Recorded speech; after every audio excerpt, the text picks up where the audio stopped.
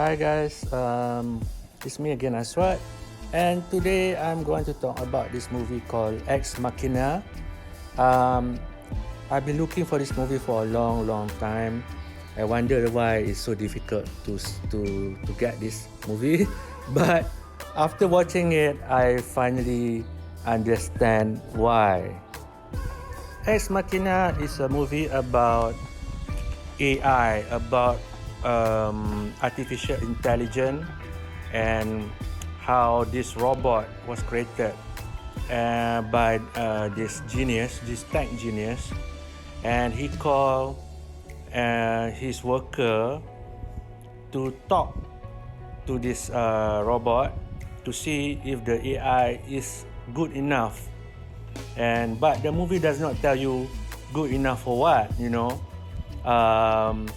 but there is some more complex reason for the movie, and on some level I do enjoy it because of the beautiful cinematography. It was very beautifully shot. It stars Alicia Vikander. As you can see, she is playing the robot. There's also Dom Hall Gleason. I can't remember the name, and also there's two Star Wars actors in this movie that play the main roles, the main protagonist, the boss and the worker,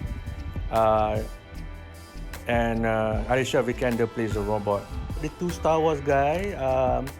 The best part is on the right is Oscar Isaac. He plays the handsome pilot in that movie, and this guy on the left, Don Hall Grissom, he plays the imperial boss. So now the role is reversed in this movie. So the guy on the left plays the worker for Jason Isaac, who is a crazy tech genius creating this AI. So this movie cost about 16 million to make, which is a quite low budget for Hollywood standard. But it also made about 36 million, which is quite a very low figure for a good movie, a so-called good movie like this. I said good movie in quotes because before I watched this movie, it's very hype.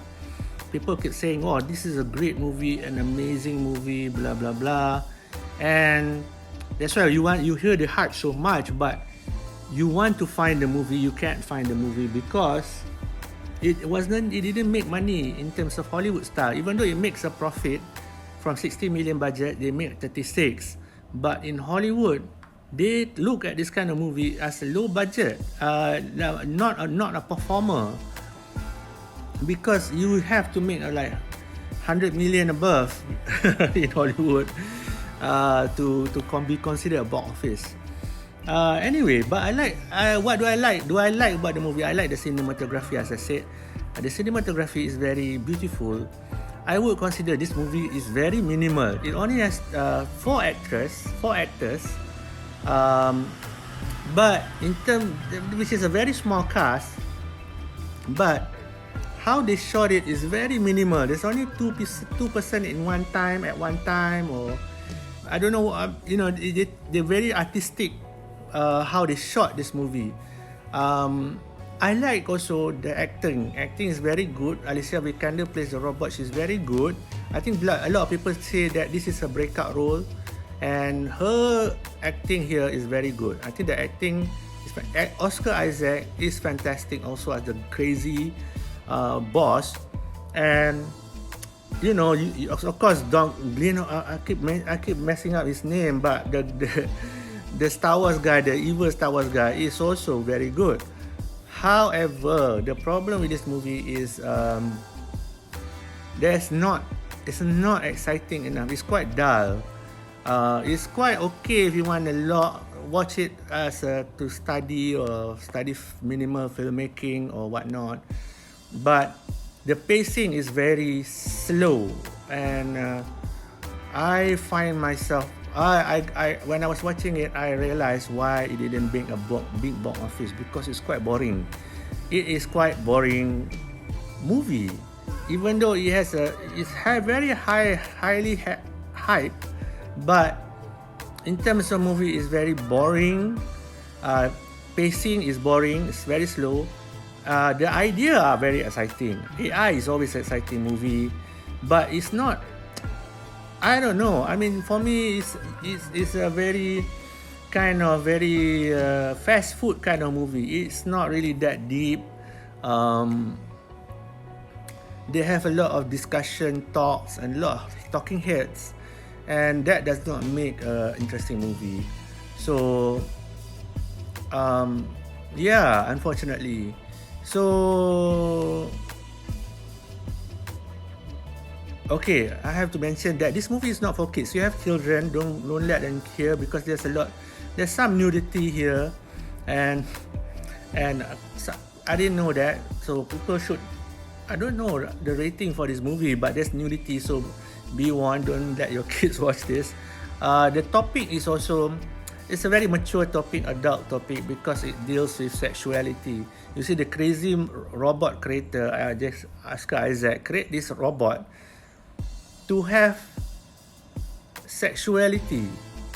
And I don't know, it's very weird, it becomes to the point that, hey, this is a very odd movie.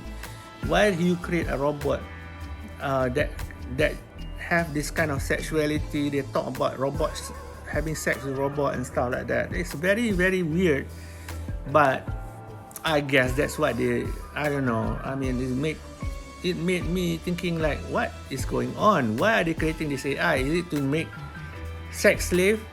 But there is a question about slavery, because the robot maker thinks all of this is just for, they are his slaves, like that. You get the impression. They don't talk about it, but you get the impression it's about slavery. And Dom Gleason, even though he's the worker, he feels that his boss is creating this kind of robot sex slave, and keeping all this AI who he believes have conscience, for his own satisfaction, or to sell them off as sex slaves.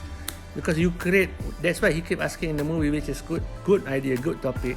Why do you create a robot that can have sex and whatnot?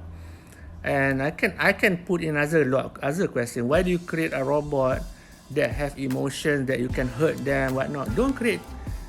If you want to create a robot or AI, don't create a very simple robot. No, don't let them feel hurt.